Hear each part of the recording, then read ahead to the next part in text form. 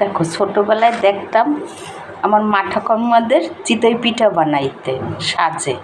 আজকের আমি সেইটাই বানাবো। এই দেখো তোমাদের দেখাচ্ছি আমার রেসিপিটা, দেখো শেষ অবধি।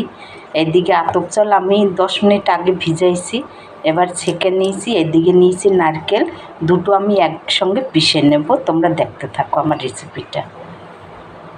দেখো এরপরে এই জারে আমি নারকেল দিয়ে দেবো, আর এতে খানিকটা চাল দিয়ে পিষে নেবো। একবারে সব পিষতে পারবো না, একটু একটু করে আমি পিষে নেব।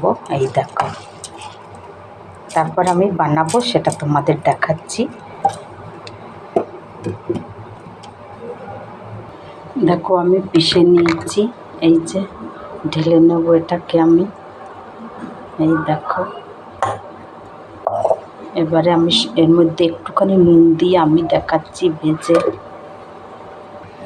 দেখো আমি এতে একটুখানি নুন দিয়ে নেব। এই দেখো, এবার এটাকে আমি ভালো করে ফেটিয়ে নেব।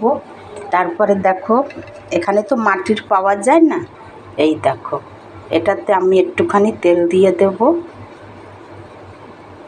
অল্প একটু তেল দিয়ে দেব। এবার সবটাতে আমি লাগাই নেব। এই যে দেখো, একবার তেল দিলেই হয়ে যায়, বারবার দিতে লাগে না। দেখো এটাকে আমি ভালো করে ফেটিয়ে নেব নুন দিয়েছি, এবার ফেটিয়ে নেব ভালো করে। এদিকে এটা আমি গরম হচ্ছে। দেখো এটা গরম হয়ে গেছে। আমরা বলি এটাকে চিতই পিঠা। একটু নারকেল দিয়ে নিয়েছি এতে। এবারে আমি সবগুলি দিয়ে নেব একটা একটা করে। এই দেখো,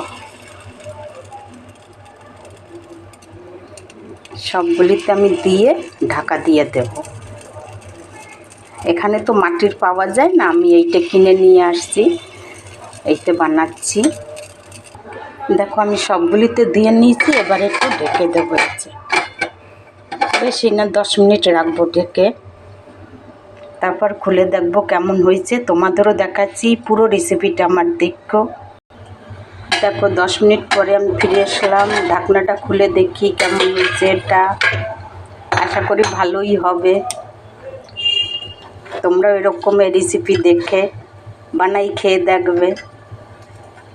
এই দেখো কি সুন্দর হয়ে গেছে। এই দেখো আমি সব ফিরিয়ে দেবো উল্টা দিকটা। এই দেখো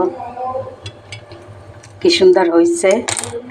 এইদিকে আমি দুধ জাল দিচ্ছি, এতটা দিয়ে দেবো চিনি। তারপর আমি এতে জাল দিয়ে নেব, আর পিঠাটা এতে ঢেলে দেব। আর শুকনাও কিছু রাখবো। তোমরাও রেসিপিটা করে খেয়ে দেখবে, যদি ভালো লাগে আমার ভিডিওটা একটু লাইক দিও, আর ভিডিওটা সাবস্ক্রাইব করে দিও, তাহলে আগামী রেসিপিটা আমি ছাড়তে সাহস পাবো। এই দেখো কি সুন্দর জিনিসটা হয়েছে। তোমরা চাইলে গুড় দিয়েও খেতে পারো, ঝোলা গুড়, সব কিছু দিয়ে এটা খাওয়া যায়। আমি একটু এদিকে দুধ জাল দিছি, দুধে জাল দেবো এটাকে। এই দেখো, আর এইদিকে হচ্ছে এটা। দেখো দুধটা হচ্ছে, 2টা তেজপাতা আর একটু সাদা এলাচ আমি দিয়ে দিলাম থেতলাইয়া। দুধটা হতে থাকুক, তারপর আমি পিঠাটা দিয়ে দেব। এই দেখো পিঠাটা কতটা সফট হয়েছে, দেখো তোমরা একবার। দেখো এটা হচ্ছে, আমি দুই চারটে বাতাসাও দিয়ে দিলাম। এই দেখো হাত থেকে আমার পড়ে গেল। দেখো 2-4টে বাতাসা আবার দিলাম। একটুখানি দুধটা ঘন হইলে আমি পিঠাটা ঢেলে দেবো। এই দেখো, পরে একটু কিশমিশ একটু বাদাম দিয়ে দেবো। দেখো আমার দুধটাও হয়ে গেছে।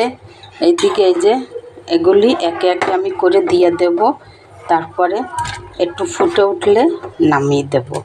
তারপর একটু কিশমিশ বাদাম দেব অল্প অল্প করে একটু। দেখো সবগুলি দিয়ে দিলাম। এবার এটাকে সুন্দর করে আমি জাল দেব। এই দেখো, দেখো আমার এটা হয়ে গেছে।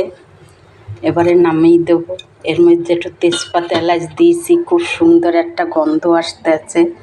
এই দেখো একটু আমি দুধটা পাতলা রাখছি, এই কারণে এরপরে এটা ঘন হয়ে যাবে একদম, তাই আমি একটু পাতলা রেখেছি। দেখো এরপরে আমি এর মধ্যে দিয়ে দিচ্ছি একটু বাদাম, পরে এটা ঘন হয়ে যাবে একদম, যেহেতু চাল দিয়ে পিঠাটা বানানো সেই কারণে এটা ঘন হয়ে যাবে। এই দেখো, তারপরে উপরে থেকে আমি একটু কিশমিশও দিয়ে দেব। এই দেখো, তারপরে তোমাদের দেখাচ্ছি জিনিসটা কতটা নরম হয়েছে। এই দেখো, এই দেখো কতটা নরম হয়েছে। দেখো একবার তোমরা এরকম বানাই খেয়ে দেখবে, আশা করি তোমাদেরও এটা ভালো লাগবে।